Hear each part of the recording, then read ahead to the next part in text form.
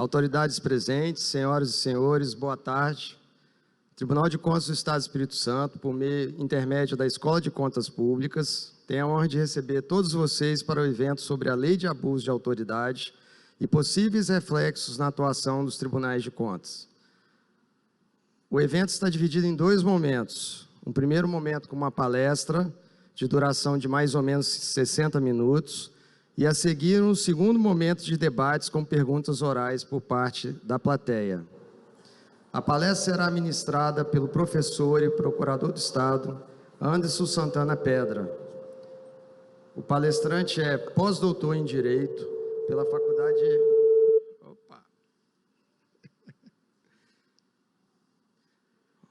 Continuando. O palestrante é pós-doutor em Direito pela Faculdade de Direito da Universidade de Coimbra, doutor em Direito do Estado pela PUC de São Paulo, mestre em Direito pela Faculdade de Direito de Campos, especialista em Direito Público pela Consultime Cândido Mendes, professor na FDV e do mestrado em Gestão Pública da UFES, membro do Instituto Brasileiro de Estudos Constitucionais, foi também servidor desse Tribunal de Contas e detém ampla experiência na área do direito público, constitucional e administrativo. Para dar início à sua palestra, convidamos então o professor Anderson Santana Pedra.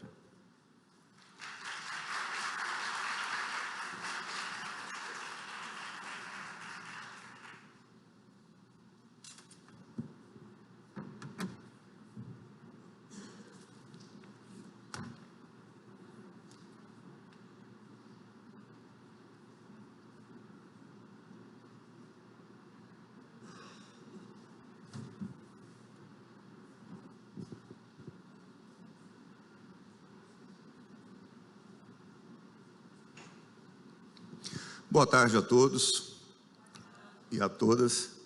Primeiramente, gostaria de registrar a minha alegria, de estar no Tribunal de Contas, esse lugar que eu dediquei e fui bem acolhido durante muitos anos da minha vida, que eu fiz grandes amigos, grandes amigas, outros mais jovens, de Tribunal de Contas, que tive a oportunidade de trabalhar no Estado, mas na Procuradoria-Geral do Estado, ou com uma interface, o Fábio Vargas, a Bianca, quem celebraram esse convite por intermédio do conselheiro Siliotti, meu muito obrigado pela confiança. E eu gostaria aqui de confidenciar uma intimidade com vocês, da minha vida, que eu comecei a gostar do direito atuando dentro da administração pública. Eu era estudante de engenharia, e aí eu brincava com os colegas engenheiros, daqui, o Oldar, e tantos outros, que eu não tive capacidade de cursar engenharia, eu fui fazer direito. E aqui eu me inspirei em vários colegas, desculpe os mais novos, a minha referência jurídica sempre foi o Zé Augusto, que está lá ao fundo, eu acho ele que foi a primeira pessoa que acreditou em mim, que disse que eu teria um potencial. Acho que ele estava mentindo, mas eu acreditei e comecei a estudar e dedicar ao estudo de Direito. Então, agradeço, Zé Augusto, a sua colaboração na minha vida, foi muito importante, é muito importante, que foi a partir dela que Zé Augusto era chefe, então, do NOR. Hoje eu nem sei qual é a letrinha mais, que fica mudando.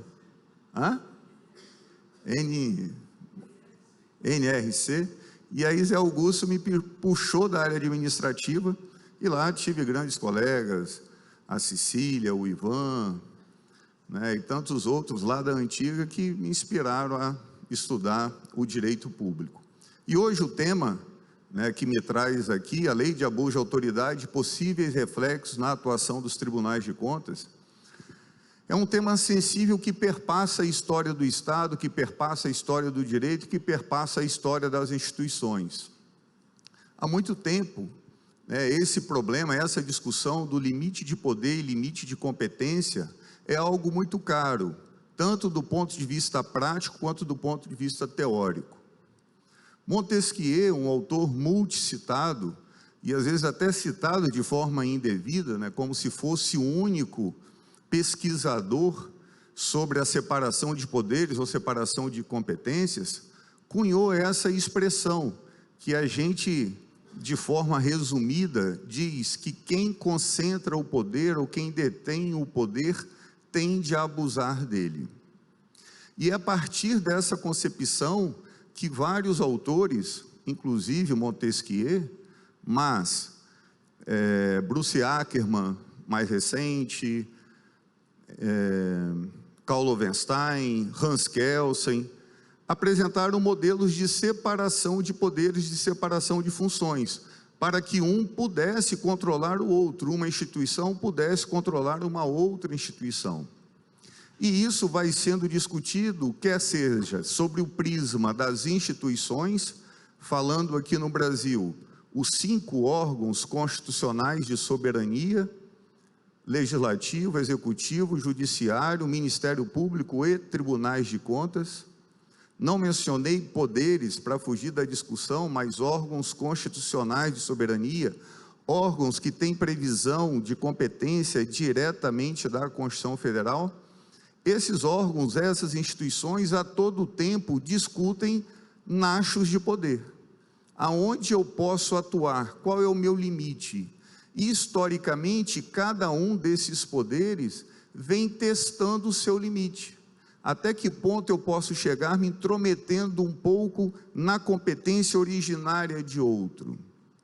Se nós lembrarmos, aqui numa história recente do nosso país, nós ficamos famosos, né, as instituições públicas, por um poder legislativo que só fiscalizava, tinha muita CPI, e CPI era moeda de barganha política.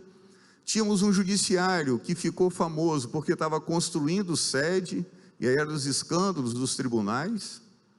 E tinha um executivo que ficou famoso pela legislação, porque editava, ou ainda edita, muitas medidas provisórias. Então, sempre essas instituições, quer seja aqui no Brasil ou em modelo estrangeiro, ficaram e ficam disputando qual é o limite da competência de cada um, qual o limite de poder de cada um. E a partir dessa discussão que nós começamos a falar, e se alguém ultrapassar esse limite, como será a responsabilização? Quando uma instituição ultrapassa um limite, a consequência pode ser a nulidade daquele ato, quer seja por intermédio de uma ação declaratória de inconstitucionalidade, quer seja por intermédio de uma ação anulatória de um ato administrativo, da ação anulatória de uma decisão do Tribunal de Contas. Então, quando as instituições ultrapassam esses limites, o ordenamento jurídico tenta dar uma solução. E quando o agente público ultrapassa esse limite? Ele ultrapassa o limite da sua competência, ele age com abuso de poder. O ordenamento jurídico também tem que buscar uma resposta para isso. Porque se o ordenamento jurídico não dá uma resposta para isso, nós perderemos a noção do Estado, a noção da finalidade do Estado.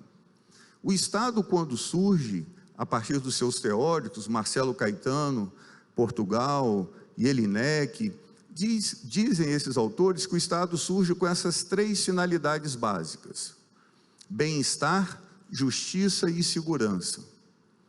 Essa segurança, quando surge o Estado, surge a ideia de segurança para proteger aquelas pessoas que tinham uma mesma cultura, que ocupavam um território, que tinham o mesmo valor, contra invasões bárbaras, contra as invasões estrangeiras. Então, primeiramente, essa noção de segurança do Estado foi contra a invasão estrangeira. Mas depois, essa evolução do papel do Estado, de um Estado só protetor para um Estado também prestativo, um Estado que deve entregar algo ao cidadão, deve entregar, não vamos entrar na discussão de uma política de direita ou de esquerda, mas deve entregar políticas públicas. Dentre essas políticas públicas, podemos pensar também em segurança jurídica. Então, o Estado ele tem que conceder segurança ao indivíduo que compõe, que integra esse Estado. E aí, como que o ordenamento jurídico vai dar segurança a esse indivíduo? Vai conceder segurança por intermédio de institutos, prescrição, decadência, coisa julgada, ato jurídico perfeito. E também dará segurança a esse indivíduo, dizendo para os seus agentes, aquelas pessoas que exercem o poder de Estado, qual o limite e qual a consequência se ultrapassar esse limite. Se nós não tivermos uma consequência, não estou dizendo que tem que ser necessariamente uma consequência de ordem criminal. Isso é uma outra discussão que faremos daqui a pouco. Mas se não tivermos uma consequência, quando o agente público ultrapassar esse limite,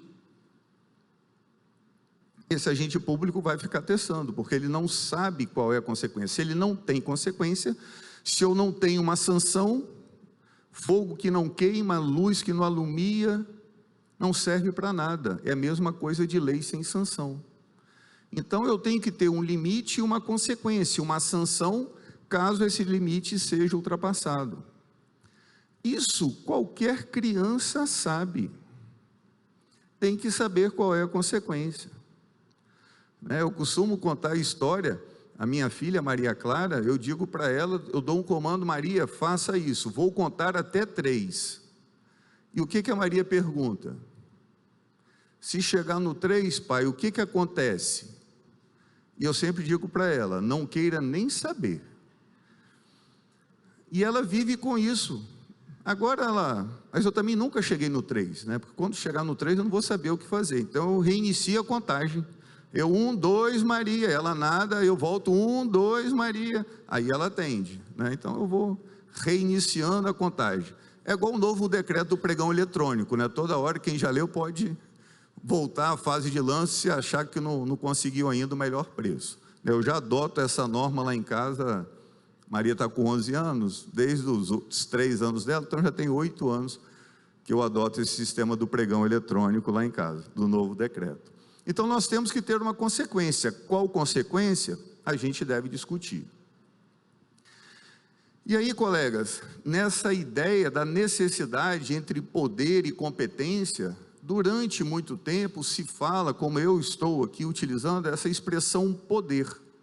Mas o poder, ele pertence ao Estado. O poder, ele foi dado por nós, onde cada um dos indivíduos que integram o Estado atribui, concede ao Estado uma parcela da sua autonomia, na crença de que o Estado adotará as melhores soluções para o desiderato da sociedade, que é o bem-estar, justiça e segurança. E aí se diz que o servidor público tem um poder-dever de agir, e Celso Antônio Bandeira de Melo, já de longa data, nos provoca dizendo que o correto é que o servidor público tem o dever de agir, e a partir desse dever de agir, o ordenamento lhe atribui poder, ou lhe atribui competência.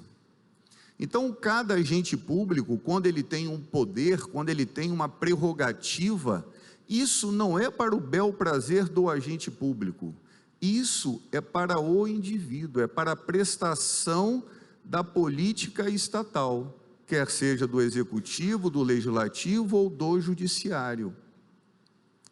Por que o deputado tem uma prerrogativa, tem um direito, tem um privilégio?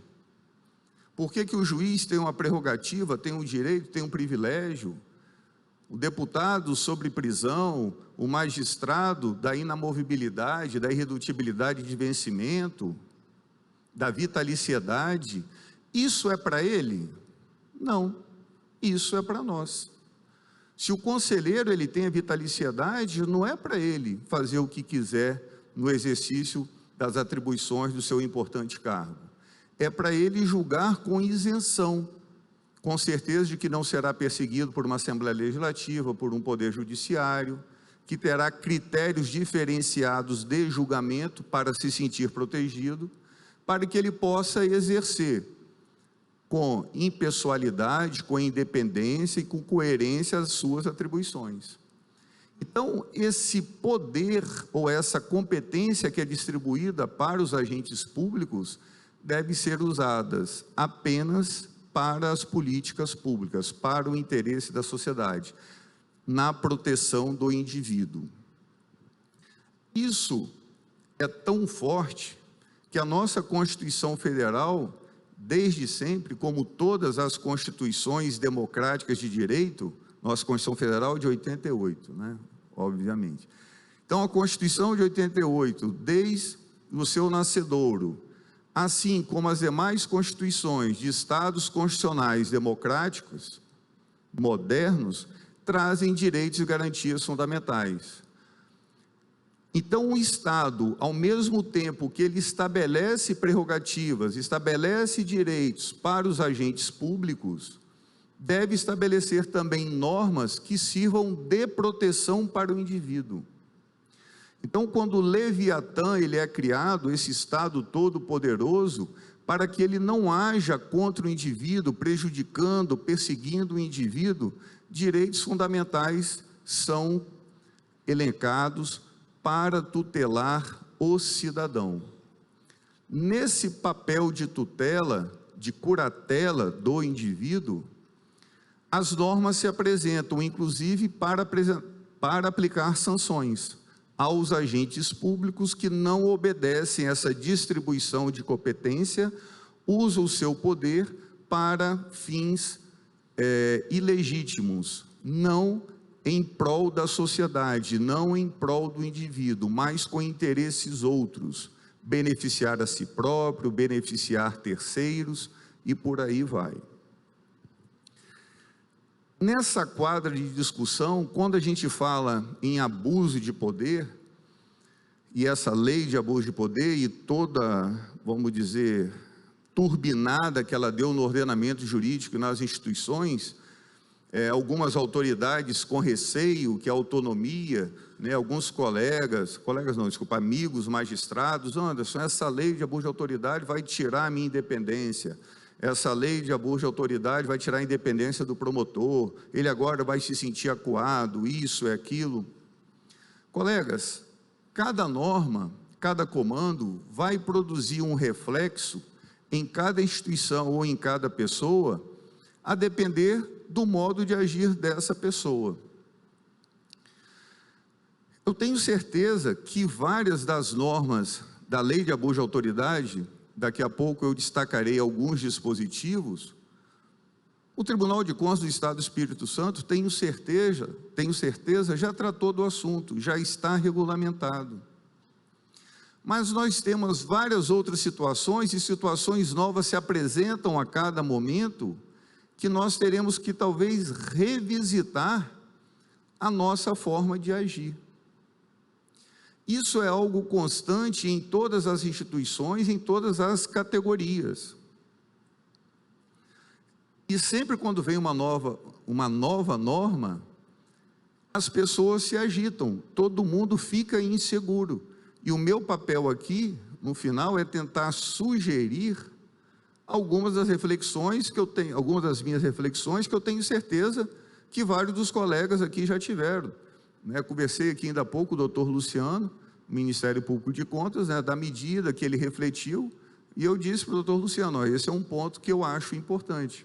Só dando um spoiler, daqui a pouco a gente avança mais um pouquinho. Mas isso causa um incômodo quando a gente pensa em controle. Eu recordo, e já agora com uma certa idade, mas o tempo vai passando e o comportamento da sociedade vai mudando completamente. Antigamente, minha mãe entrava no consultório de um médico, o médico não tinha preocupação alguma de ser acusado de assédio. Hoje, vários médicos, alguns amigos que eu converso, quando entra uma mulher, ele já dá o comando para a secretária para ficar junto no consultório. Não estou falando que isso é certo, que é errado, não estou entrando no Código de Ética Médica, só estou citando alguma circunstância. Eu, enquanto professor na graduação, tenho que ter o maior cuidado possível do que se pode, do que não se pode fazer ou falar em sala de aula, ou até mesmo do que eu vou curtir ou não curtir numa rede social. Porque, sei lá, se eu curtir muito uma foto de determinada aluna, ela pode achar que eu sou assédio, que eu estou seguindo, que eu estou perseguindo, sei lá o quê. E aí a gente começa a exigir cada vez mais de nós um comportamento que deve ser adequado. E aqui, conversando com o conselheiro Ceciliotti, não sei se o Fábio estava no momento. Há muito tempo atrás, né, quando aqui trabalhava, tinha o TC itinerante, hoje deve ter outro nome, né? E aí, se eu sou auditor do Tribunal de Contas, vou ao interior, chegou lá quinta-feira, uma auditoria em loco, terminou, chega o prefeito, me entrega um presente, uma cesta com produtos típicos do município. Sei lá, um socol, uma linguiça defumada, um tomate seco, etc, etc. Uma cesta. Custa um vinho. Ah, não, aqui no meu código de ética, no meu código de conduta, está dizendo que eu não posso, qual é o valor, devo informar a corregedoria, devo entregar ao almoxarifado, deve ser isso, deve ser aquilo. Pronto. Agora, e se eu vou como professor, lá no TC itinerante? Há 15 anos atrás, 17 anos atrás, quando chegava lá, alguém me dava a cesta, eu não pensava duas vezes, abria e colocava no carro. Alguém pode estar olhando, nossa, Anderson, que falta de ética. Estou falando 15 anos atrás. 17 anos atrás. Hoje, o que eu faria? Não sei. E ia olhar lá no código de conduta do órgão. Deixa eu ver se tem aqui alguma coisa a respeito. Não tem? Vou reportar ao corregedor ou não? E às vezes aquelas brincadeiras.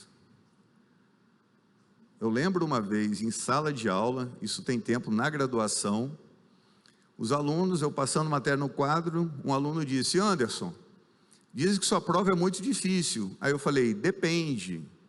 E o aluno, depende de quê? Eu falei, ó, se tiver um depósito de $1.000, aí eu falei, dólares não, que a moeda está fraca, aí euros, aí eu posso relativizar na prova. A primeira prova foi ruim, 15 alunos assinaram abaixo-assinado, foram na coordenação dizendo que eu tinha pedido $1.000 para aplicar uma prova mais fácil. Parece piada, era uma piada, mas talvez na cabeça do oprimido ecoou de forma diferente. Porque talvez algum professor já tinha feito alguma proposta, algum tipo de assédio, e ele entendeu aquilo como um assédio. Aquela ideia que às vezes ali, quando eu estou na docência, por mais que eu tente levar brincando, os colegas aqui, auditores, eu enquanto procurador do Estado, às vezes eu vou conversar com alguém, com algum colega, que para mim é um igual, é um colega, mas ele acha, não, você está falando aqui enquanto procurador. Às vezes se eu faço uma brincadeira, ele acha que é um comando. E quantas situações a gente observa nesse sentido dentro da administração pública? Vocês com a experiência de auditoria, lá o fiscal do contrato, por que você fez isso? Por que você recebeu esse serviço? Não, não queria receber, mas eu fui conversar com o prefeito falou para eu dar um jeito, aí eu dei um jeito. Aí vocês vão ouvir o prefeito, ou elenca lá na matriz de responsabilidade, vem cá, prefeito, se explicar, o prefeito, não, eu falei, dá um jeito, mas dentro da legalidade. Ele que entendeu que era fora da legalidade. Isso é conversa de advogado, é papo de advogado. Cada um vai ter sua verdade e a sua mentira a depender da lente que usa. E essa dificuldade, essa discussão entre poderes, como eu disse no início, perpassa diversas épocas, diversos estados. Nós tivemos e temos ainda uma discussão muito forte sobre o ativismo judicial, qual o limite do poder judiciário, até onde o judiciário pode chegar. Nos Estados Unidos, o judiciário, quando começou a ultrapassar o limite, se intrometendo, algo parecido com o que o nosso Supremo Tribunal Federal, no meu sentir, faz, um ativismo exagerado, se intrometendo em decisões que seriam tipicamente do Congresso Nacional, nos Estados Unidos foi resolvido como? O Congresso virou e disse para a Suprema Corte, ou vocês param, ou nós vamos aumentar o número de ministros da Suprema Corte. E aí a Suprema Corte criou o mecanismo de autocontenção. E aí, não precisa conter a Suprema Corte. A própria Suprema Corte se autocontém. E aí a Suprema Corte norte-americana quase não mais se intromete na produção legislativa do Congresso Nacional. Os mais experientes lembrarão quando foram criados o CNJ e o CNMP. Salvo engano, o relator do processo da inconstitucionalidade do CNJ foi César Peluso, então o ministro César Peluso. O voto dele tinha quase 90 páginas falando sobre a separação de poderes. Porque quando veio a criação do CNJ e do CNMP, o judiciário entrou em colapso. Como vão controlar o juiz? Isso não é possível numa democracia, o juiz não pode ser controlado, e ainda mais a composição do CNJ, vai ter civil, parece até militar, né? Tipo assim, vai ter civil, vai ter representante do Congresso Nacional para controlar juiz, isso é inadmissível, não pode, etc. e tal. Para quem, né, os mais novos que duvidam disso, já pegaram o CNJ, o CNMP funcionando, bem ou mal, mas funcionando, atuando, pesquisem um pouquinho as discussões da época, conversem com os mais antigos. Tinha gente que apostava que o Supremo iria declarar como sendo inconstitucional. E por quê? O Supremo poderia considerar inconstitucional, é só pegar uma teoria, dar uma outra roupagem e consideraria inconstitucional. Mas porque a sociedade, à época, buscava, e talvez ainda busca, uma forma de controlar a atuação do judiciário. Porque é impossível ter uma instituição ou um agente público agindo sem limite. Nós temos que ter o limite. E o controle do mérito do ato administrativo, lei de improbidade administrativa, quando surgiu, com seu artigo 11, totalmente aberto, principiológico, podendo alcançar qualquer um. Todo mundo, não, essa lei não vai servir para nada e tal, foi valendo, está sendo aplicada, se discute a cada dia o alcance, vem a LINDB, a Lei 13.655, falando que o julgador não deve aplicar estritamente os princípios em caso do controle judicial ou administrativo. Qual será, como será o amanhã? Esses dias eu ouvi uma figura de linguagem bem interessante, né? A pessoa, o palestrante, disse que nós estamos no momento do parto. A gente está sentindo a dor do parto para uma administração pública melhor. Essa criança vai nascer, essa criança dentro de uma administração pública com programas de integridade, com a governança, essa administração vai nascer, mas nós estamos sentindo a dor do parto. A gente que está diante desse redemoinho de várias legislações, como que elas serão aplicadas, até que ponto pode nos alcançar, e falando da lei de abuso de autoridade, podemos, em quais condições, sermos ou não sermos punidos por ela. A lei de abuso de autoridade 13.869, sem sombra de dúvida, ela surgiu num momento muito infeliz. Isso daí não tem discussão. Ela veio naquele momento que a sociedade estava discutindo a Lava Jato, estava e está discutindo os limites de atuação do Ministério Público, os limites de atuação do Judiciário, por conta de algumas medidas, por conta de apresentação à imprensa de algumas provas, da publicidade de alguns diálogos às vezes não relacionados ao objeto da investigação. Isso tudo, colegas, causa um transtorno. E essa fala minha, por favor, não levem como sendo uma fala de advogado, uma fala de quem é a favor da corrupção.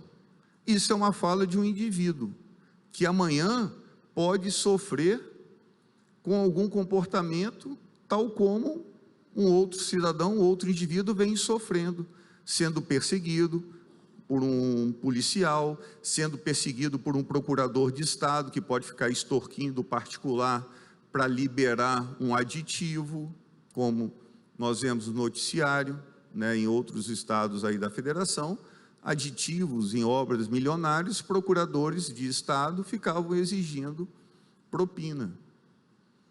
Essas situações onde as pessoas extrapolam, às vezes, a sua competência, o seu poder, devem ser responsabilizadas.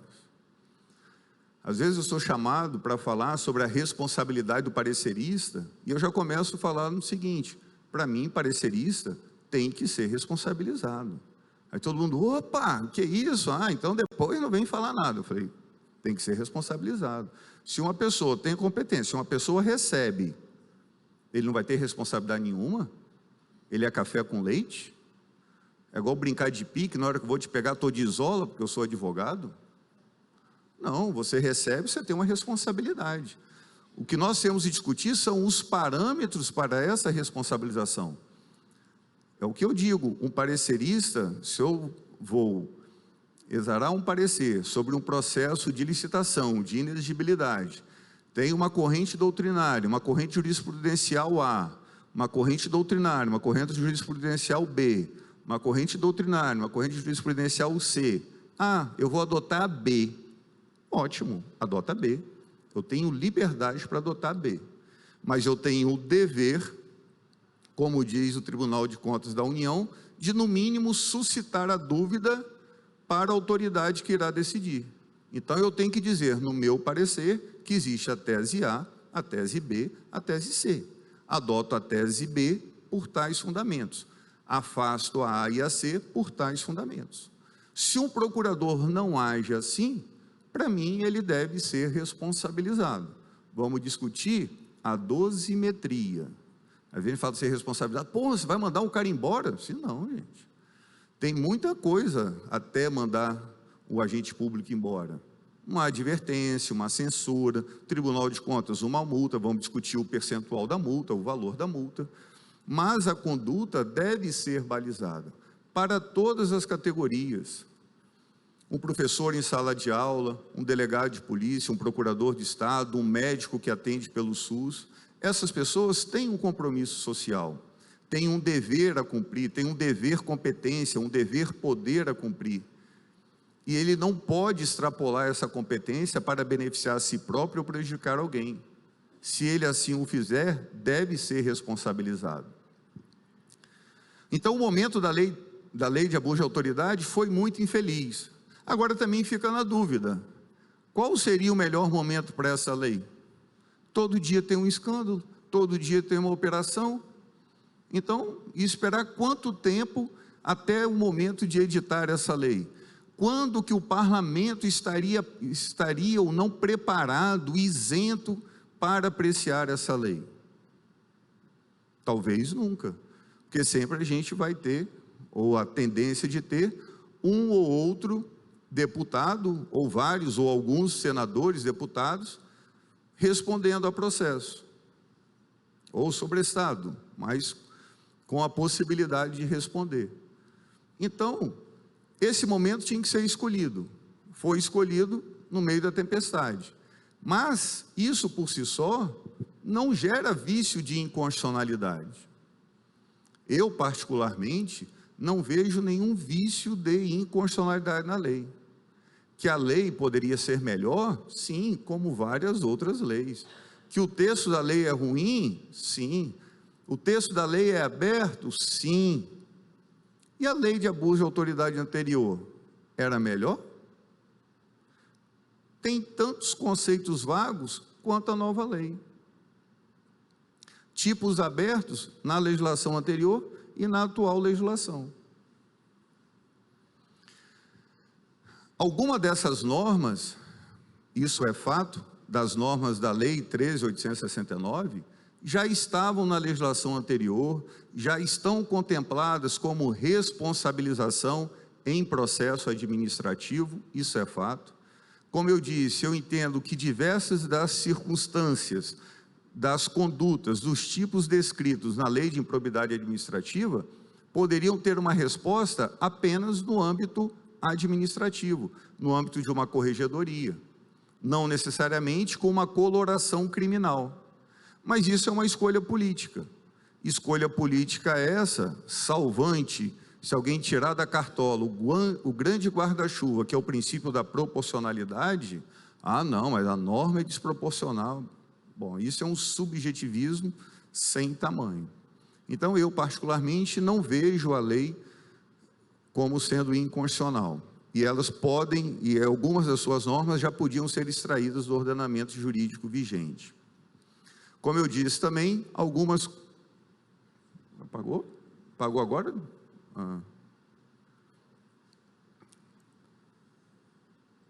Isso é um abuso de autoridade.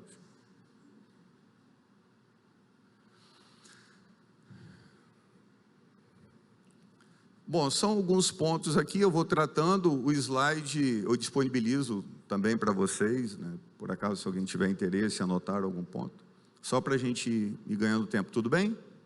Pode ser? Fábio, cadê o Fábio?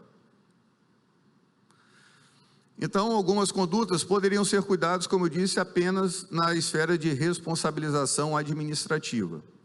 Tecnicamente, estou falando que ela é boa, mas tecnicamente a nova lei de abuso de autoridade é melhor, traz tipos mais precisos do que a lei anterior. Não estou dizendo que ela é boa, é que a anterior é muito ruim. É uma legislação na época da ditadura de 1965, então já é notório que a tendência dessa legislação não era atingir aqueles que serviam ao Estado, na época um Estado policialesco. E um outro ponto também, eu acho muito importante, é que essa legislação anterior quase nunca foi colocada em prática. Alguém conhece alguém que respondeu uma lei, a um tipo da lei de abuso de autoridade? Não, eu não conheço, estou falando que não existe. Deve existir um gato pingado ou outro. Agora, é lógico que quando veio essa nova legislação, é importante nós ficarmos preocupados. As pessoas, olha, o que vai ser e tal, como será o amanhã? Como essa lei será interpretada? Lógico que isso traz, né, uma responsabilidade, uma reflexão. Agora, eu acho que essa reflexão deve ser conduzida para onde? O que a sociedade espera? O que a gente pode melhorar? O que a gente pode mudar?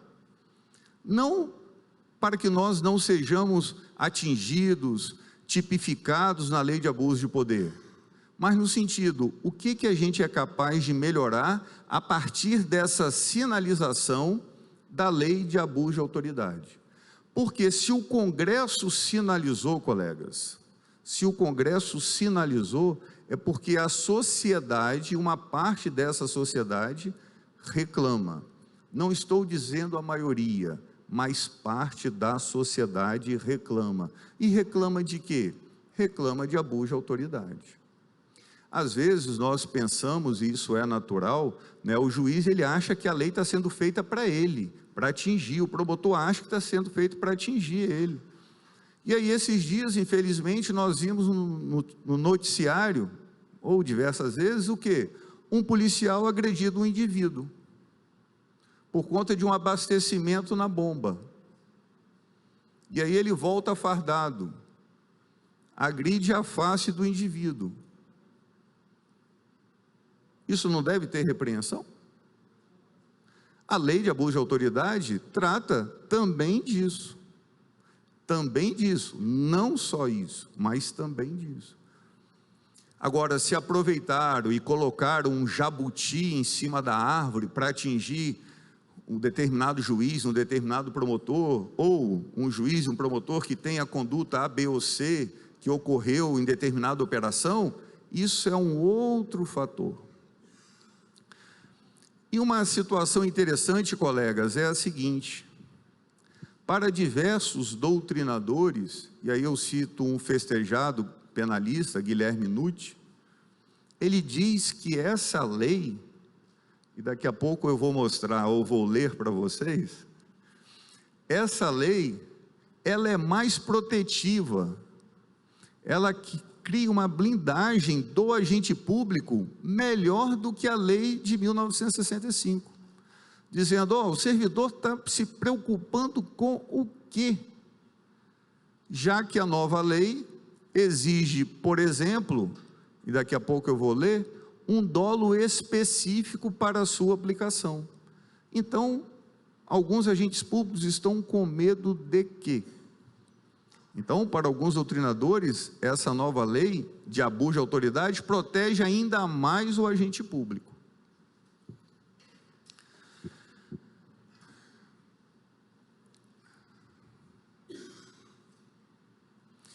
O artigo 1º da lei tem lá o seguinte texto: esta lei define os crimes de abuso de autoridade cometidos por agente público, servidor ou não, no exercício de suas funções ou a pretexto de exercê-las, abuso do poder que lhe tenha sido atribuído. Então, essa lei, no artigo 1º, traz a concepção de abuso de poder. No artigo 2º, deixa claro que essa lei de abuso de poder pode atingir, inclusive, lá no inciso 6 do artigo 2º, os membros dos tribunais ou conselhos de contas. Então, sobre a possibilidade de se alcançar os membros, os integrantes, os agentes públicos, os servidores, os auditores, inclusive dos tribunais de contas, teoricamente, isso é possível. Agora, a grande pergunta, né, que fica, porque todo mundo ficou com medo dessa lei, e muita gente, às vezes, não parou para ler a lei, e eu disse, uma oportunidade, numa entrevista, que eu falei assim, poxa, causa estranheza, um juiz estar com medo de um juiz, o juiz estar com medo de um promotor e de um juiz, porque aí, para mim, né, o problema ele vira uma espiral. Por quê? Essa lei depende da atuação, da representação do Ministério Público e será julgado por um juiz. Aí outro juiz, não, mas aí eu posso ter um juiz que não gosta de mim e vai me perseguir. Eu falei, então isso é possível? Se for possível, faz sentido eu ter a lei de abuso de autoridade. Porque se um magistrado tem medo da decisão de outro magistrado, então é porque nós devemos temer o magistrado. Então a lei se faz necessária.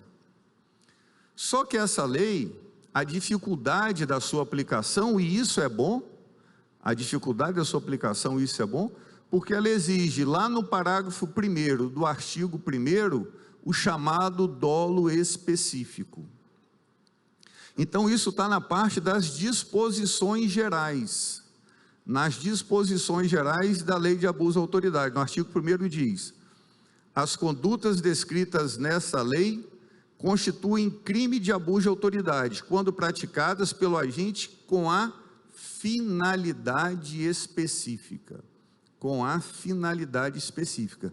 Então alguém tem que demonstrar, isso é um subjetivismo, essa finalidade específica.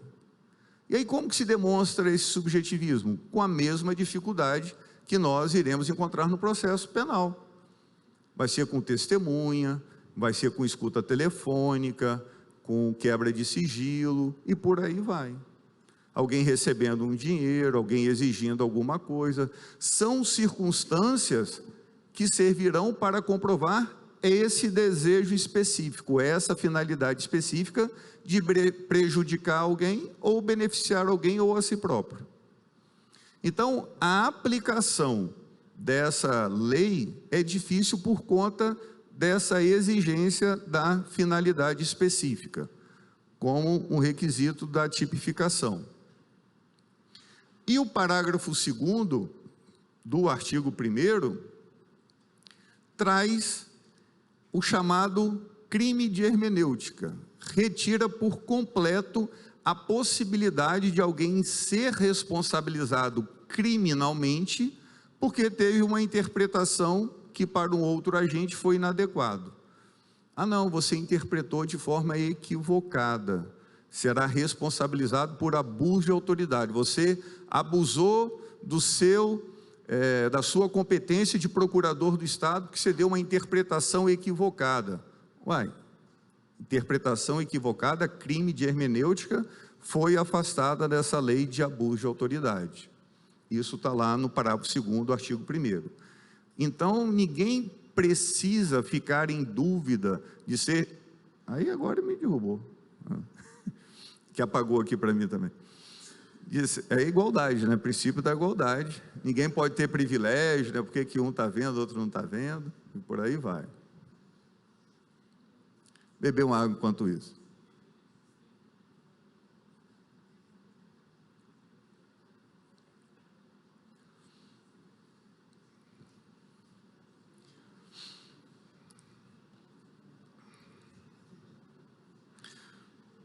Será que vai ligar agora? Que eu botei um trechinho aqui, eu gostaria que vocês dessem uma lida. Agora eu botei pressão nos colegas também. É tudo combinado, no momento certo. Ó, ó.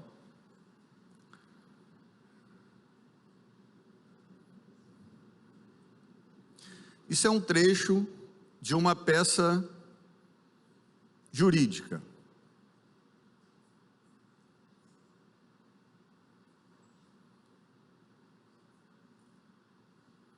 Tá bom. Tá bom.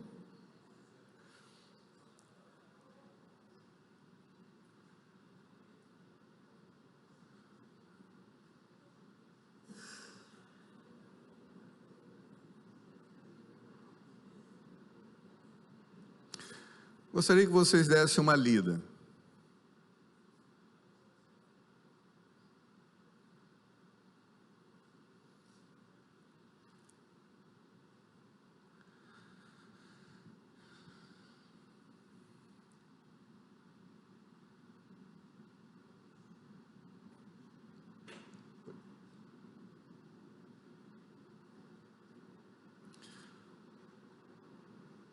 Viram?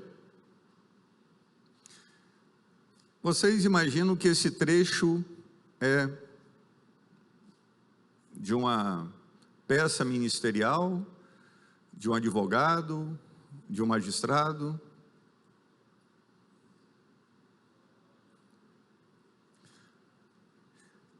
Esse é o trecho de uma decisão de um presidente de um tribunal de justiça, em mandado de segurança, em que um conselheiro desse estado, conselheiro do Tribunal de Contas, ficou sabendo que estava tendo uma investigação, salvo engano o conselheiro estava aposentado, estava tendo uma investigação, e ele foi e fez um requerimento ao, então, presidente do Tribunal, um ex-presidente do Tribunal de Contas, fez um pedido ao presidente do Tribunal de Contas, assim, eu quero cópia dos documentos dessa investigação, e o presidente, segundo a inicial, não respondia, e aí, ao conceder a liminar, obrigando, então, o atual presidente do Tribunal de Contas a entregar os documentos, o presidente do Tribunal de Justiça, lá quase na parte dispositiva, colocou esse texto. Uma coisa curiosa, né, que quando esse despacho foi feito, a lei ainda estava em vacatio legis, né? O que eu acho que a gente vai observar muito são essas falsas ameaças, esses pseudos enquadramentos na lei de abuso de autoridade. Isso aí eu acho que vai ter por parte de advogado, querendo intimidar promotor, querendo intimidar juiz. Eu acho que é só uma questão de tempo da situação se assentar e as pessoas perceberem que para ter a tipificação vai ter que ter o necessário enquadramento. E para o necessário enquadramento é necessário o dolo específico. Teve uma situação, isso viralizou, recebi pelo WhatsApp, que um advogado, parece na audiência, pedindo lá uma medida cautelar, não sei o caso direito, insinuou para o juiz, se ele não concedesse, poderia ser considerado abuso, tipificado na lei de abuso de autoridade. E aí o juiz foi falando que não tinha o dolo específico e pedia para oficiar a OAB para verificar se o advogado realmente era capacitado para exercer as funções, porque estava ali invocando uma legislação que ainda estava em vacatio legis, e que também trazia um elemento do tipo o dolo específico, que o causídico sequer mencionava na parte que ele descreveu em ato. Então é aquela situação, no começo talvez alguns advogados, doutor, olha a lei de abuso de autoridade, ou às vezes alguns colegas do interior, né, ou aqui da capital, né, com vocês aí fazendo auditoria, doutor, essa forma que o senhor está falando comigo, que a senhora está falando comigo, senhora auditora, eu não gosto não, porque eu acho que você está querendo, isso vai configurar abuso de autoridade. Calma lá, assim, cadê meu dolo específico? Se eu estou errando, se eu estou falando num tom mais alto, de repente, é caso até de corrigir o meu tom, mas não necessariamente será abuso de autoridade, porque exige esse dolo específico. E aí eu trouxe alguns tipos, né, depois vocês podem ler com calma.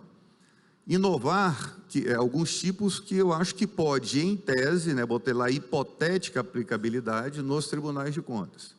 Inovar artificiosamente no curso de diligência, de investigação ou de processo, o estado de lugar, de coisa ou de pessoa, com o fim de eximir-se de responsabilidade ou de responsabilizar criminalmente alguém ou agravar-lhe a responsabilidade.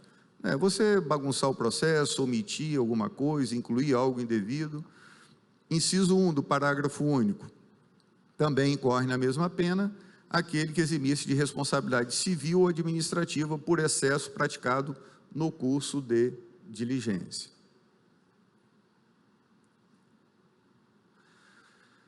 Proceder à obtenção de prova em procedimento de investigação, fiscalização por meio manifestamente ilícito. Aquela situação, falando do Tribunal de Contas, o auditor, eu posso ligar, devo ligar, tenho que mandar mensagem, vai ser por WhatsApp. Todo mundo, eu acho muito curioso, todo mundo hoje quer uma administração pública menos burocrática, não é? O particular não exige isso da administração pública? Sim ou não? Ninguém concorda comigo? E quem que está ficando mais burocratizado? O particular. O que é um programa de integridade, um programa de compliance dentro de uma administração privada? Que não é burocracia. É lógico que eles vão falar, é burocracia do bem. Burocracia do bem é porque você está achando que é do bem. Agora você tem situação, hoje, no ambiente privado, um colega foi convidar um outro colega de uma instituição, vamos almoçar?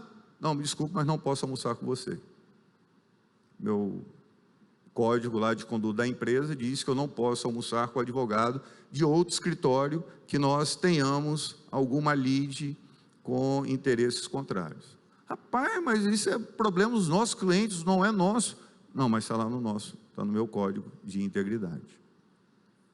Cada vez mais, com um discurso que a gente quer acabar com a burocracia, a gente vai ter mais burocracia. Aqui os mais antigos, curtiram a vida, namoraram e tal. Hoje namorar está difícil. Criar filho está difícil. E o tal do abandono intelectual?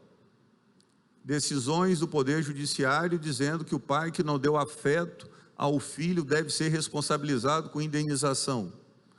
E o jovem que começa a namorar, ei, dorme lá em casa hoje? Opa, antes era na Vitória, O cara até contava, rapaz, já está dormindo lá em casa.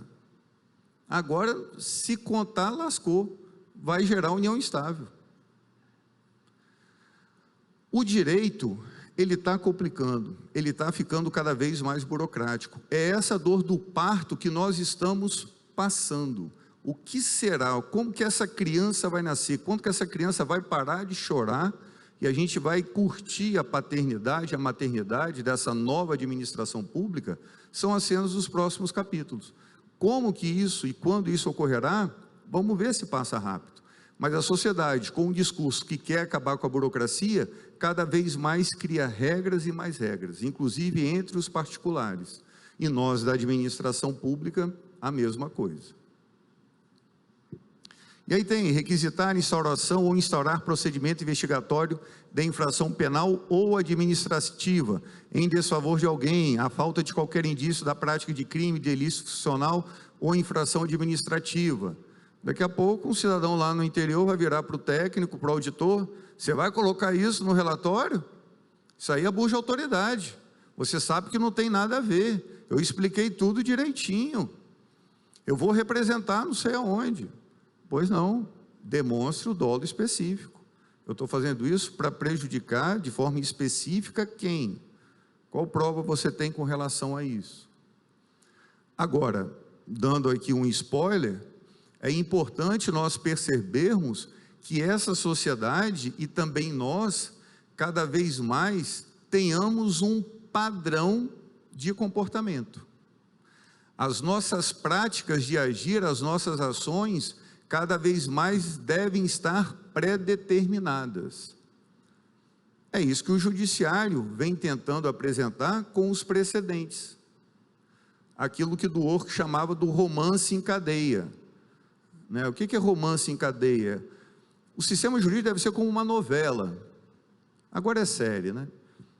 Mas deve ter um contar que você sabe o que vai acontecer depois, com um final depois, um início, um meio e fim relacionado. A gente não pode ter, na atuação administrativa, e aí eu estou dando o exemplo do judiciário, porque o judiciário está caminhando nesse sentido, dos precedentes, da uniformização de entendimento, os tribunais de contas também, aqui tento acompanhar o processo de uniformização de entendimentos, o programa lá de jurisprudência, a transparência na decisão, criarmos mais enunciados, orientações, porque aí o auditor, o conselheiro, quando ele for decidir, quando ele for atuar, estou agindo assim conforme norma tal, tenho esse entendimento conforme enunciado tal, estou tendo esse entendimento conforme instrução normativa tal, verifiquei tantos achados, sou obrigado a constar no relatório, senão eu posso ser responsabilizado por omissão. O que nós temos que fazer aqui, dando um spoiler, é pegar o que a sociedade está exigindo do Estado. Aí eu volto àquela lâmina, segunda lâmina, segurança jurídica. A Lei 13.655, que alterou a LINDB, foi apelidada de Lei da Segurança Jurídica, porque a sociedade quer segurança jurídica. Sociedade quem? É uma parcela da sociedade? É o empresariado? Sim. É o agente público? Sim. Mas é uma parcela da sociedade. E nós temos que dar essa resposta à sociedade. Prestar informação falsa sobre procedimento judicial, policial, fiscal, administrativo, dar início ou proceder à persecução administrativa sem justa causa. Auditor, você está abrindo esse processo só por conta de um achado? Sim, segundo o meu manual, se encontrar, tenho que instaurar, tenho que, sei lá, fazer minha ITI, minha IT, qualquer coisa, tenho que encaminhar o meu superior. Nós temos que ter o quê? É manual, como que nós vamos agir. E se todo mundo tem uma conduta padrão, todo mundo está seguro. Não há que se cogitar em dolo específico. Ah, você fez isso para perseguir? Não. Eu fiz isso em cumprimento do manual tal, da instrução normativa tal, do acórdão tal do plenário, do acórdão tal da Câmara. Estender injustificadamente a investigação, procrastinando em prejuízo investigado ou fiscalizado. Negar ao interessado, seu defensor ou advogado, acesso aos autos. Foi esse dispositivo que foi citado naquele trecho daquela decisão do Tribunal de Justiça. Exigir informação ou cumprimento de obrigação, inclusive o dever de fazer ou de não fazer, sem expresso amparo legal. Incorre na mesma pena quem se utiliza de cargo ou função ou invoca a condição de agente público para se eximir de obrigação legal ou para obter vantagem ou privilégio indevido. Estou fazendo auditoria no município do interior, chega alguém e oferece um camarote da prefeitura. Posso aceitar? Não posso aceitar? E se sai aquela piadinha? O auditor, nossa, essa praia, isso nessa semana, queria voltar aqui no carnaval, mas não tenho dinheiro para ficar no hotel tal, esse hotel bom dessa cidade. De repente, o auditado pode entender que isso é uma insinuação, que ele está tentando um privilégio, um benefício indevido, utilizando do cargo. Essas circunstâncias, e cada dia uma nova situação pode ser apresentada, isso tem que ser discutida e nós temos que aperfeiçoar os nossos manuais, os nossos códigos de conduta, código de auditoria, porque sempre uma situação pode trazer dúvida do nosso comportamento. E aí é necessária essa discussão. Demora demasiada e injustificada no exame de processo de que tem requerido vista em órgão colegiado, né? Aquela situação que o magistrado, às vezes, pede vista e engaveta o processo, sem permitir uma decisão pelo órgão competente, concede uma decisão monocrática e engaveta, não leva a plenário. Nós temos que lembrar, não estou aqui falando do comportamento do Tribunal de Contas do Estado do Espírito Santo. Vocês estão em diversos pontos na vanguarda, pelo que eu vejo dos tribunais de contas por aí. Devo registrar que ontem, antes de ontem, eu estava em Recife, e ministrando aula numa pós-graduação, e alguns dos alunos dizendo, né, que sempre utilizam, tinha um promotor do Rio Grande do Norte dizendo que ele fica instigando o Tribunal de Contas lá da Paraíba, do Rio Grande do Norte, a copiar algumas coisas do Tribunal de Contas do Estado. E aí, quando a gente falava do controle social com foto, aí um outro colega, eu acho que é da Paraíba, falou, na Paraíba a gente tem. Aí eu brinquei, a Paraíba copiou da gente, lá no Espírito Santo. Aí falei brincando, aí depois eu não sei quem foi primeiro, eu falei, não, eu também não, só estou brincando. Mas, né, nós, eu acho, não só o Tribunal de Contas, mas o Estado do Espírito Santo, temos diversas ações, diversas políticas que a gente podia exportar, mas a gente não leva, ou não consegue ecoar lá fora. Quando o governo federal, há 1 ano e meio, 2 anos atrás, editou a possibilidade de se aproveitar a mão de obra carcerária em contraste de prestação de serviço, o Estado do Espírito Santo já fazia isso há muito tempo, há 8 anos.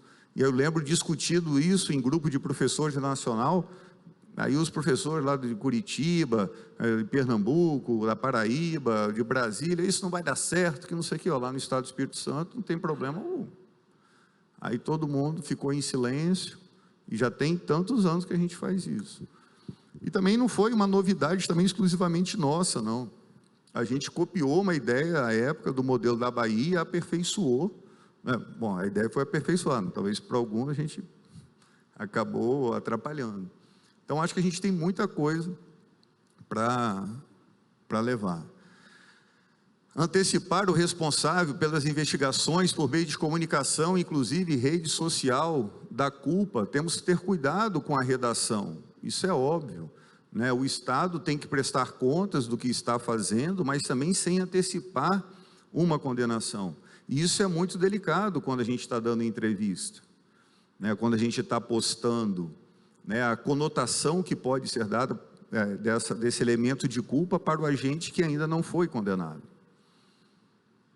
E aí, colegas, né, já fiz, e caminhando para o encerramento, né, já fiz aqui alguns spoilers, vou tentar, vamos dizer, fechar. Quais são os reflexos, eu acho, que essa lei de abuso de autoridade pode trazer para os tribunais de contas? Eu acho que, na prática, muito difícil ter um processo, uma ação criminal indo para frente, com base, né, nessa lei, por conta do dolo específico. Agora, eu acho, não só pela lei de abuso de autoridade, mas também pela lei 13.655, que enaltece a necessidade de nós termos plano de ação firme, criar normas, criar enunciados. Eu acho que esse deve ser o nosso passo, né? Aperfeiçoar os nossos protocolos de ação, as nossas auditorias, como que a gente vai solicitar documentos, como que eu faço para ouvir algum agente público, né? Vocês que têm experiência, trocar, e essa situação, como que a gente resolve? E essa outra situação, qual a melhor forma de conduta? E a gente ir decidindo, sempre tendo em mente que a melhor decisão ainda está por vir. A pior decisão é não decidir. Vamos decidir, depois a gente vai revisitar o nosso manual. Nem que a gente tenha que mudar 2 vezes por ano, mas a gente tem que estar revisitando esses nossos protocolos de ação. Como que a gente deve elaborar um relatório? Será que o nosso texto está muito agressivo? Será que o nosso texto já está antecipando uma culpa? Como que isso deve ser feito? É muito difícil, colega, escrever. E a gente tem que ir aperfeiçoando. Às vezes, não usa essa palavra, vamos usar esse padrão, sempre tentando aperfeiçoar.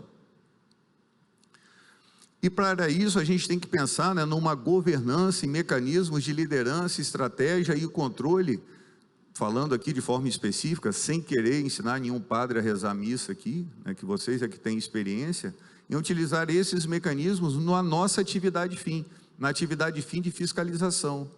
Como que a gente vai liderar um processo de auditoria sem invadir a esfera de intimidade, sem abusar da nossa competência perante o jurisdicionado, perante o auditado? Como que a gente vai avaliar, direcionar e monitorar esse mecanismo de auditoria, protegendo o indivíduo também? Nós temos que agir protegendo o erário, combatendo a corrupção, mas a gente também não pode, a pretexto de combater a corrupção, cometer excessos que venham prejudicar o direito do indivíduo. Abusar da nossa competência, abusar da nossa autoridade e sobrepor ao cidadão, ao indivíduo. E aí eu acho que a gente tem que ter cada vez mais regulamentação, notadamente talvez da corregedoria, da forma de agir, repito, como forma de prevenção, de orientação. Aquele negócio que a gente fala, sozinho a gente pode ir até mais rápido, juntos vamos mais longe e de forma segura. Então, se todo mundo adota o mesmo padrão de comportamento na auditoria, elaborando o voto, elaborando o relatório, não há que se acusar, está todo mundo unido. E aí alguém vai falar que se agiu de abuso de autoridade, como? Preservando sempre a autonomia funcional de cada um. Auditor, conselheiro, mas eu tenho que ter um padrão de comportamento, de agir. Fortalecimento das regras procedimentais, fortalecimento de parâmetros para elaboração de pareceres, relatórios, instruções, é o que está hoje, lá no artigo 489 do CPC de 2015, dizendo que o juiz deve analisar todos os argumentos, não pode só citar uma jurisprudência, um pré-julgado, não pode apenas citar um princípio, tem que fazer uma correlação. O ordenamento jurídico todo, colegas, está indo nesse sentido, de trazer segurança. E a lei de abuso de autoridade é isso, é para proteger o indivíduo, é para conceder segurança ao indivíduo. É lógico que a edição da lei gerou, mexeu nesse tacho e a sujeira do fundo levantou. E muita gente às vezes ficou assustado com o barulho do tiro, ou morreu com o barulho do tiro. Calma, eu acho que isso é apenas um sinal. Nós sermos tipificados na lei de abuso de autoridade é algo praticamente impossível. Fortalecimento de parâmetros para elaboração de votos, diminuição de decisões monocráticas, porque se eu decido monocraticamente, se eu estou abusando, eu posso estar tentando abafar esse abuso, porque eu não estou levando para o colegiado. Então, decisões colegiadas, o Supremo Tribunal Federal, no Congresso Nacional, já tiveram umas 3 ou 4 PECs tentando brecar decisões monocráticas do Supremo Tribunal Federal. Em sede, vamos dizer, dos tribunais de justiça e tribunais regionais federais, quando você decide monocraticamente e não leva rapidamente isso a plenário, de certa forma, o magistrado está se expondo e corre o risco. Se você diminui, o seu risco diminui. Então, é questão de gestão de risco. Como eu disse, aperfeiçoamento das normas do Código de Ética e de Conduta, aperfeiçoamento das normas de comunicação social, esse controle para não antecipar, às vezes, o Estado colocar a situação da pessoa como sendo condenada por uma notícia, por conta de uma expressão. Repito, não estará ali um dolo específico. Às vezes foi uma ausência de técnica ou uma dificuldade lá do colega da comunicação com a decisão do plenário. Isso ocorre, eu nunca esqueço, de uma palestra do Alexandre Garcia, repórter durante muito tempo da Globo, ele falando, às vezes o pessoal acha que o jornalista ele é burro, ele não é burro. Eu, quando estou apresentando o Bom Dia, quando eu estou apresentando o Jornal Nacional, eu dou a mesma matéria com palavras, utilizando palavras diferentes, porque eu estou comunicando com públicos diferentes. Então, de manhã, eu posso falar em imposto, posso falar em contribuição, como espécie tributária. À noite, no Jornal Nacional, eu falo imposto para tudo. porque a população que assiste Jornal Nacional não vai saber a distinção das espécies tributárias. Ah, o jornalista falou que é imposto, mas não é imposto, é contribuição. Não, eu vou falar imposto que eu estou me comunicando, e eu quero me comunicar com o maior número de pessoas possível. Então, é necessário, né, essa comunicação, mas sem um agravame, vamos dizer, desproporcional ao indivíduo. E aí, colegas, paro por aqui, fico aberto às perguntas. Eu acho que ultrapassei 5 minutos aí dos meus 60, peço desculpas. Com essa frase de Oscar Wilde: nossos provérbios querem ser reescritos, eles nasceram no inverno e agora é verão. Nós estamos, como eu disse desde o início, numa sociedade que cada vez mais espera resultados com a maior eficiência. A administração pública, a sociedade espera da administração pública resultados. Os tribunais de contas estão começando a analisar os resultados, Antes era um controle totalmente burocrático, estamos avançando para analisar também os resultados daquilo que está sendo investido em educação, daquilo que está sendo investido em saúde. Então, da mesma forma que o Tribunal de Contas quer mostrar uma forma de auditoria diferente, que o Ministério Público quer mostrar uma forma de atuação diferente, que a Advocacia Pública quer mostrar uma forma de atuação diferente, a sociedade também cobra resultado de todos nós, mas resultados que não cometam o arbítrio, que seja de acordo com a lei, que não tenha abuso de autoridade. E eu acho que a sugestão para esse verão que se avizinha é trabalhar cada vez mais, tanto o público quanto o privado, dentro de normas, ou a legalidade ou o compliance do privado. Muito obrigado, fico aberto à pergunta e desculpa por ter ultrapassado aí o tempo.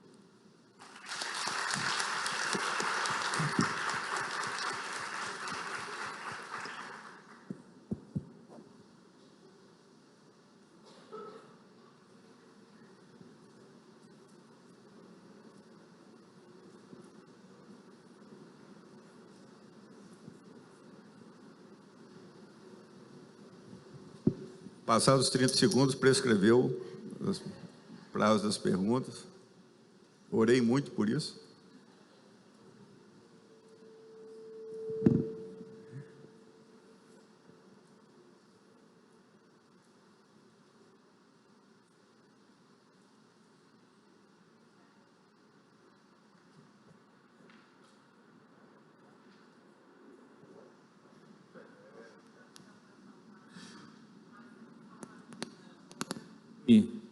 Só um comentário aqui sobre o artigo 32, que você mencionou ali.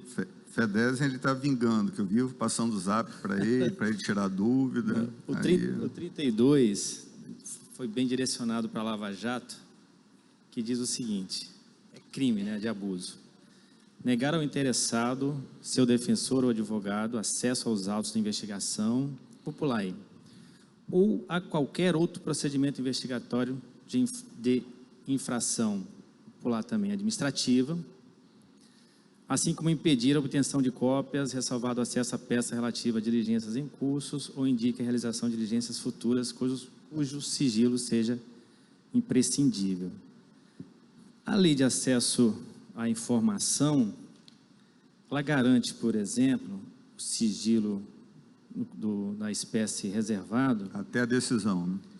Exato. E também quando comprometer atividade de inteligência, bem como investigação ou fiscalização em andamento, relacionados com a prevenção e repressão de infrações. Comentar um pouco o que diz uma lei e o que diz a outra. O que você pensa a respeito?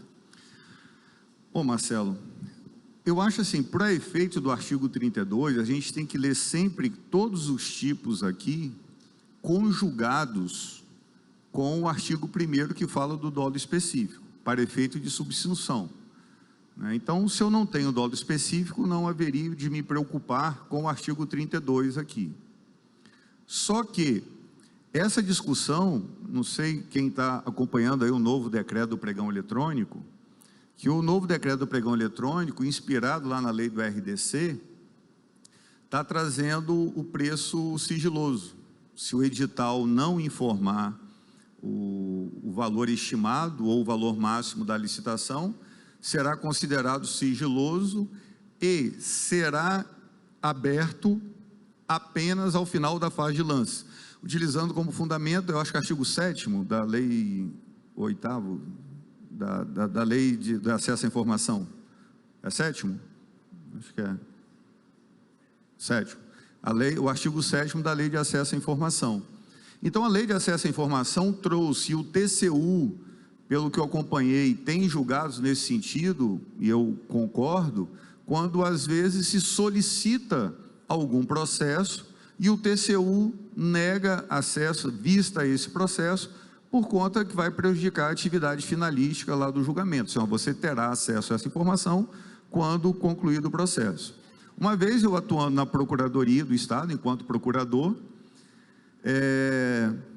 chegou uma decisão, não lembro nem se o permite, né, colocar aqui na mistura, se o conselheiro Ciliotti, à época, eu acho que era o secretário da Casa Civil, não me recordo, eu acho que a gente até conversou sobre isso, conselheiro, não me recordo, que o Judiciário, o Estado do Espírito Santo, pediu um estudo dos valores das categorias para efeito de plano de cargo e salário, contratou uma empresa para ver qual o nível, está defasado, etc.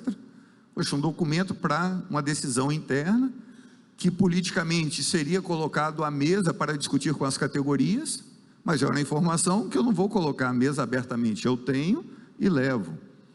E aí o sindicato ingressou em juízo e o juiz determinou que o Estado apresentasse um estudo.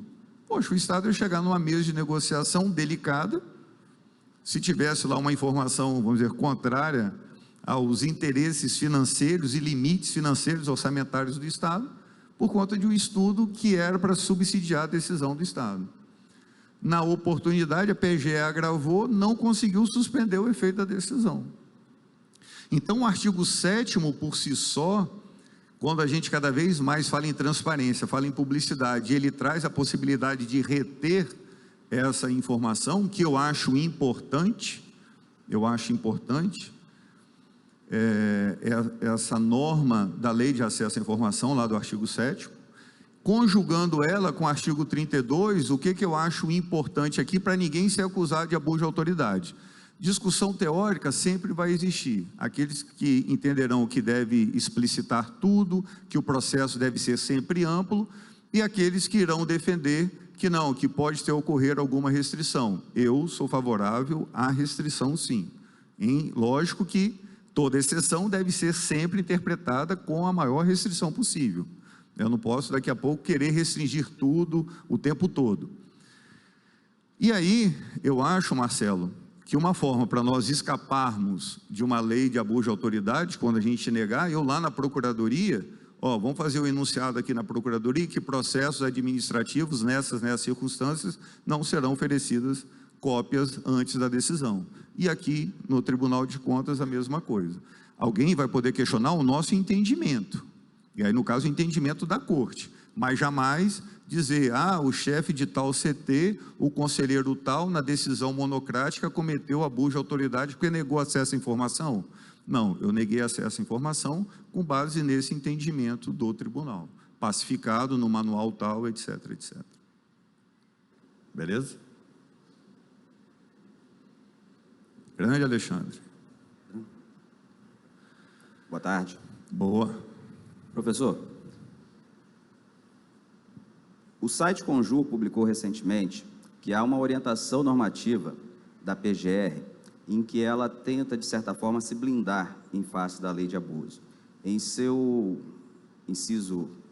número 3 dessa orientação, ela... A PGR do Estado aqui? Não, PGR, desculpe. PGR. PGR, Procuradoria-Geral da República, entende, no seu normativo, que uma apresentação de uma denúncia, de uma queixa ou de uma reclamação perante o órgão, despida do dolo específico ou de outros requisitos, ou seja, sem justa causa, poderá ensejar a quem o fizer o crime de denunciação caluniosa. Sim. Então, seria possível alargar, estender essa visão também para o âmbito do Tribunal de Contas, uma vez que a denunciação já está prevista no CP de longa data, é pouquíssimo, rarissimamente utilizada.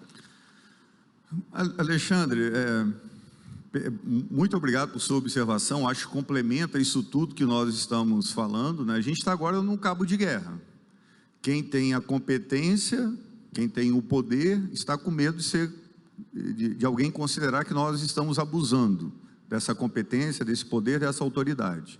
E do outro lado, um monte de advogado querendo cutucar a gente, ameaçando isso, aquilo, outro. Além da denunciação caluniosa, vamos pensar na lei de improbidade administrativa, lá no seu artigo 17, na mesma linha, aquele que representa como sendo ímpro ato que sabe que não é, responde também, né? Tem essa parcela de responsabilidade. Então, nesse cabo de guerra, é boa a sua colocação, quando alguém ameaçar a gente, dizer, faça bem feito, traga o dolo específico, porque caso contrário, você poderá ser responsabilizado por denunciação caluniosa. Então, eu acho, né, que quem tem um pouco de senso crítico e de sabedoria, não vai sair por aí querendo atirar em alvo que não tem ali um dolo específico, porque ele sabe da responsabilidade que pode ter, não só a denunciação caluniosa, mas um dano moral e tantas outras coisas nesse sentido. Mas eu acho que se aplica também, da mesma forma.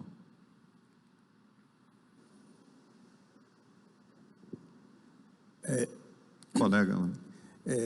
Eu gostaria em complementando a pergunta do colega, perguntar a Vossa Excelência, em que momento poderíamos qualificar ou quantificar o crime de abuso de autoridade? Quando ele seria punível? Bom, em tese, desculpa, o senhor interrompi o senhor, perdão. Já concluiu? Concluí, sim, concluí. Tá. Qual o nome do senhor, desculpa? Ilias. Irias? Ilias. Irias. Esses dias estive discutindo a aplicação da lei de improbidade administrativa em sede de licitação e contrato. É lógico, né, que às vezes alguns advogados sempre acusam o MP de ações indevidas, né, ou atuação dos tribunais de contas de forma indevida.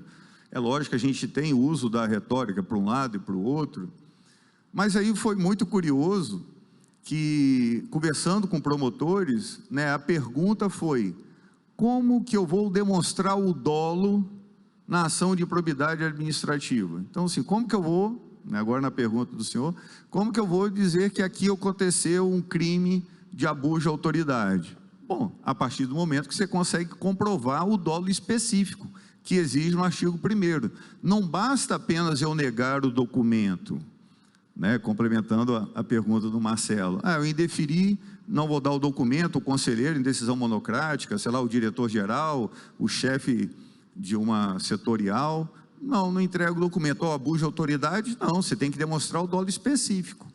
Essa demonstração do dolo específico vai para o campo probatório, vai ser testemunha, vai verificar que ele recebeu um dinheiro na conta, e aí, né, às vezes os juízes, os magistrados, com um conjunto de evidências, pode até entender ser uma prova também.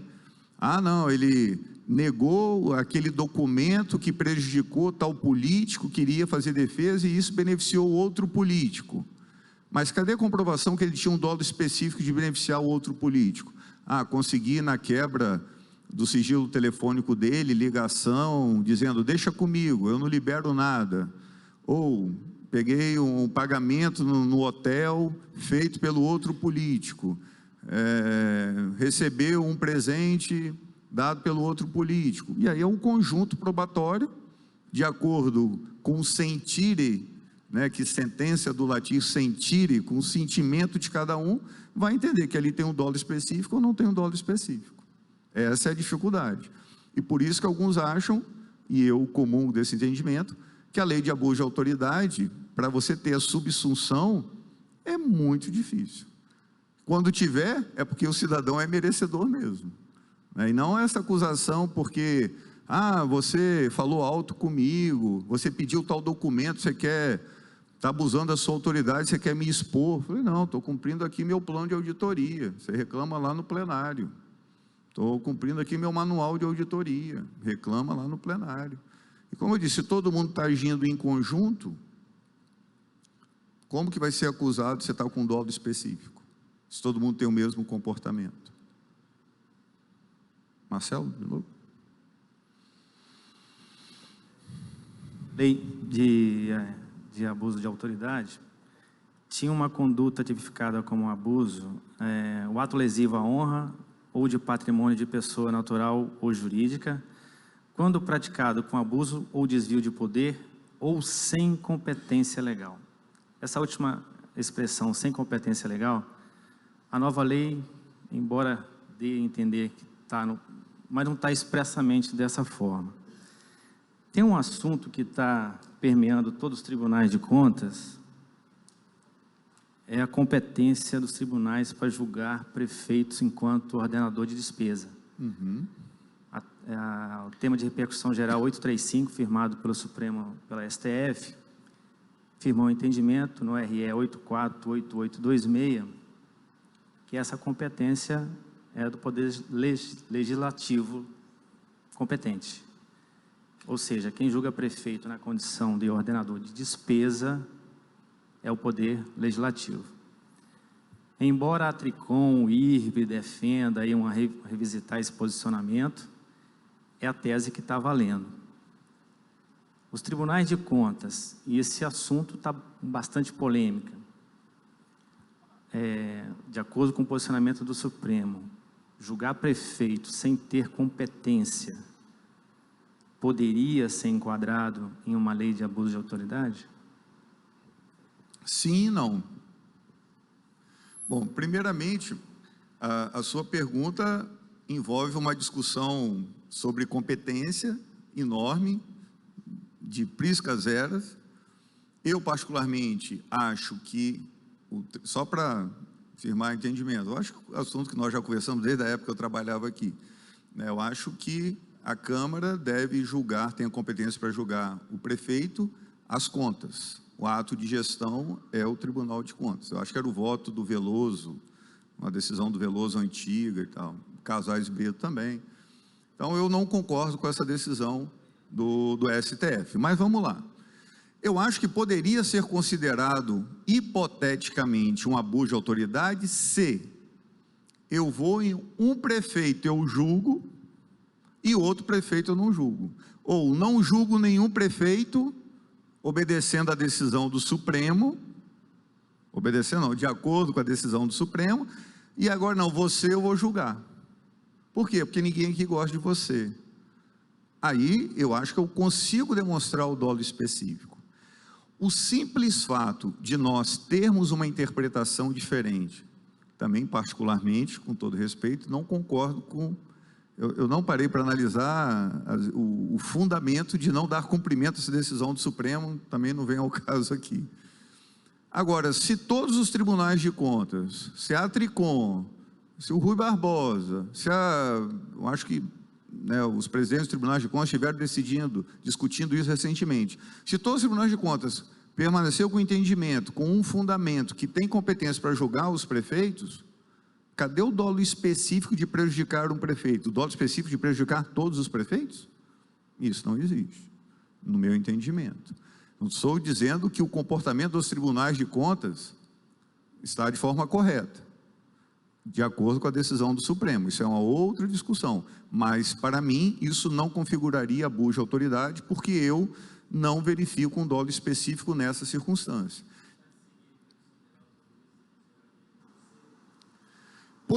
Então, poderia ser considerado, aí vamos lá, erro grosseiro para efeito da LINDB.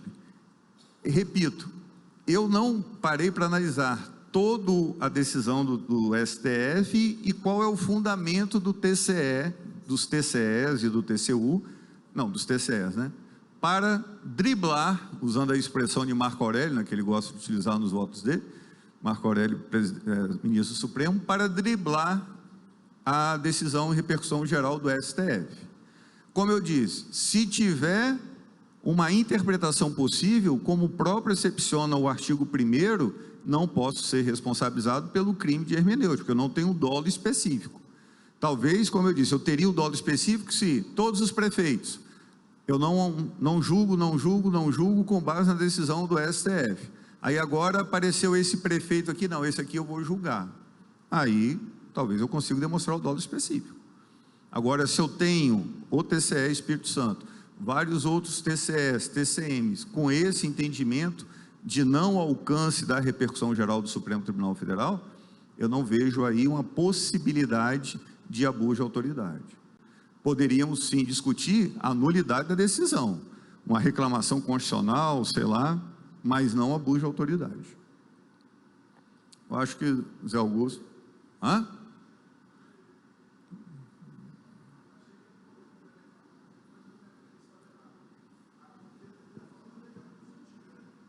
Sim, isso. Porque essa questão de competência que dizia a lei de abuso, que mencionava a lei de abuso antigo, sempre é uma discussão, né? Qual é a competência de cada um? É aquilo que às vezes a gente brinca, né? Todo mandado de segurança, a depender do prisma do Ministério Público, todo mandado de segurança que for provido é porque um ato foi ilegal. Então a gente brinca, ó, quando tiver um mandado de segurança provido, tem que caminhar para o Ministério Público para ingressar com uma ação de improbidade administrativa, porque é uma ilegalidade, vai cair lá no artigo 11, né, da Lei de Improbidade Administrativa. O que não é o caso, né? Estou levando ao extremo.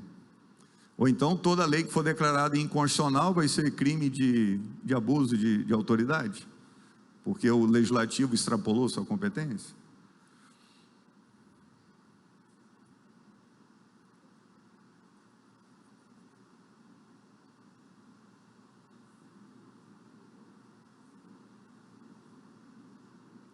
Okay?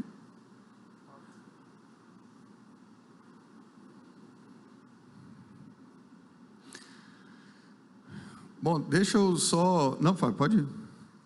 Só gostaria aqui de pedir desculpas a talvez os mais novos, principalmente, que não me conhecem, e a forma talvez despojada, informal, que tratei as respostas, às vezes assim, conversando, não é uma falta de educação ou de respeito aos colegas, não, é o problema da intimidade, né? Então, né, Marcelo Fedez, a gente fica trocando ideias, então, às vezes, pode ter parecido aqui um discurso, às vezes, mais agressivo, sei lá, uma fala, né? Fedez aí é meu professor, então a gente vai conversando, né, e formando opinião, porque se dá espaço para Fedez, ele vai me domina, né? Então tem que controlar, domina a minha mente, né, os meus entendimentos. Então, só para quem não conhece, né, trabalhei aqui muito tempo, como eu disse antes, e Fedez sempre foi uma referência para mim, de vez em quando me socorre no Zap, né? Enquanto não vem norma de conduta dizendo não pode responder a Zap para advogado, etc. Mas são perguntas teóricas, nada em caso concreto. Beleza? Em tese, sempre em tese, né? Sempre em tese. Bom, antes de mais nada, dar os parabéns ao Anderson, né, pela brilhante exposição e dizer que você passou no teste, porque isso aqui foi tudo combinado, faz parte da gestão de risco lá na escola. Plano B, pifou a luz, plano B, TV, tá pequena, plano C, novo data show, pronto, resolvido. E você conseguiu superar, levar com brilhantismo até o final. Para as considerações finais, eu vou convidar o diretor da escola, o conselheiro Siciliotti, para estar conosco aqui. Sem delongas, Fábio. Obrigado aí pela presença de todos, de todas. Eu quero agradecer aqui o doutor Anderson Pedro, eu tive a oportunidade de trabalhar com ele também no Poder Executivo, ele como procurador, eu como secretário-chefe da Casa Civil, e é por isso, sim, mais um motivo que nós o trouxemos aqui, pelo conhecimento que ele tem, né, da matéria e pela figura humana que é o Anderson Pedro. Então, agradecer muito ao Anderson Pedro, e eu tenho certeza que não faltarão outras oportunidades para a gente poder chamá-lo de novo, né? E muito obrigado, viu? Muito obrigado mesmo, e obrigado a vocês pela presença.